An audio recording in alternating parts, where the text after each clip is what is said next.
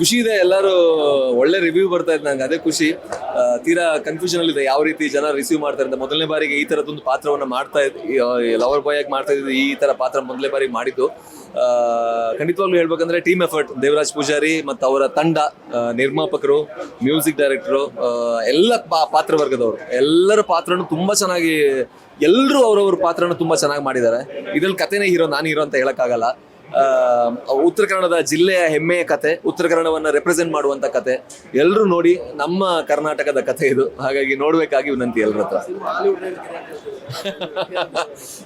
Hollywood range ಇದೆ ನಮ್ಮ ಕತೆ ಅಂತ, ನೇಟಿವಿಟಿ ಕತೆ ಇದು. ಉತ್ತರ ಕನ್ನಡ ಜಿಲ್ಲೆಯ ನೇಟಿವಿಟಿ ಕತೆ ಯಾವಾಗಲೂ ಅಷ್ಟೇ ಅಲ್ಲ, ನಮ್ಮ ಕತೆನ ಹೇಳಿದಾಗ ನಮ್ಮವ್ರಿಗೆ ತುಂಬಾ ಹತ್ರ ಅನ್ಸುತ್ತೆ, ಹೊರಗಿನವ್ರಿಗೆ ಸ್ವಲ್ಪ ವಿಭಿನ್ನ ಅನ್ಸುತ್ತೆ. ಸೊ ಅಂತ ಕತೆ ಇದು. ದೇವರಾಜ್ ಪೂಜಾರಿ ಮತ್ತು ಅವ್ರ ತಂಡ ಕಂಪ್ಲೀಟ್ ಹಾರ್ಡ್ ವರ್ಕ್ ಮಾಡಿದ್ದಾರೆ. 1 ವರ್ಷದಿಂದ ಹಾರ್ಡ್ ವರ್ಕ್ ಮಾಡಿದ್ದಾರೆ, ನಾನೇ ನೋಡಿದ್ದೀನಿ.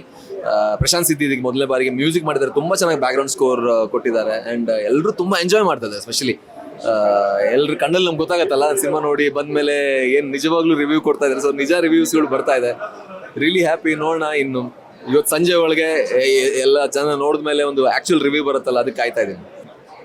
ಫಸ್ಟ್ ಟೈಮ್ ದೊಡ್ಡ ಸ್ಕ್ರೀನಲ್ಲಿ ಕಾಣಿಸ್ಕೊಳ್ತಾ ಇದ್ದೀನಿ, ತುಂಬ ಖುಷಿ ಆಗ್ತಾ ಇದೆ. ಆ್ಯಂಡ್ ಇದು ಒಂದು ದೊಡ್ಡ ಅಪಾರ್ಚುನಿಟಿ ನನಗೆ. ಪೃಥ್ವಿ ಸರ್ ಜೊತೆ ಆ್ಯಕ್ಟ್ ಮಾಡಿರ್ಬೋದಾಗಿರ್ಬೋದು, ಇಲ್ಲ ನಾನು ಆ್ಯಕ್ಟ್ ಮಾಡಿರುವಂಥ ಸಿನಿಮಾದಲ್ಲಿ ಬಜರಂಗಿ ಲೋಕಿ ಸರ್, ಶರತ್ ಸರ್ ಎಲ್ಲರೂ ಇದ್ದಾರೆ. ತುಂಬ ಖುಷಿ ಆಗ್ತಾ ಇದೆ ಸರ್.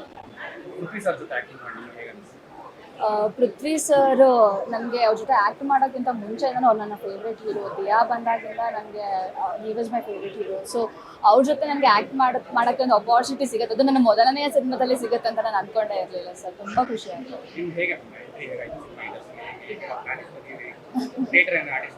ಹೌದು ಸರ್, ನಾನು ಥಿಯೇಟರ್ ಮಾಡ್ಕೊಂಡಿದ್ದೆ. ಇದಕ್ಕೂ ಮುಂಚೆ ಫಿಲ್ಮ್, ಶಾರ್ಟ್ ಫಿಲ್ಮ್ಸ್ಗಳಲ್ಲೆಲ್ಲ ಮಾಡಿದ್ದೆ. ಸೊ ಡೈರೆಕ್ಟರ್ ಸರ್, ನಾನು ಮೊದಲು ಮೀಡಿಯಾದಲ್ಲಿದ್ದೆ ಸರ್. ಸೊ ಡೈರೆಕ್ಟರ್ ಸರ್ ನನಗೆ ಮುಂಚೆಯಿಂದನೂ ಪರಿಚಯ ಇತ್ತು. ಈ ಥರ ಆ್ಯಕ್ಟ್ ಮಾಡ್ತೀನಿ ಅಂತ ಗೊತ್ತಾದಾಗ, ಈ ಥರ ಒಂದು ರೋಲ್ ಇದೆ ಮಾಡ್ತೀರಾ ಅಂತ ಕೇಳಿದ್ರು, ಆಡಿಷನ್ ಮಾಡಿದರು.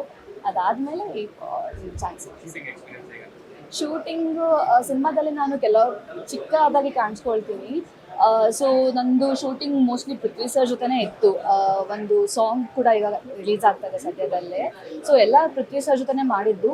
ಬಟ್ ಡಿರೆಕ್ಟರ್ ಆಗಿರ್ಬೋದು, ಪೃಥ್ವಿ ಸರ್ ಎಲ್ಲರೂ ತುಂಬ ಸಪೋರ್ಟಿವ್ ಆಗಿದ್ರು ಸರ್.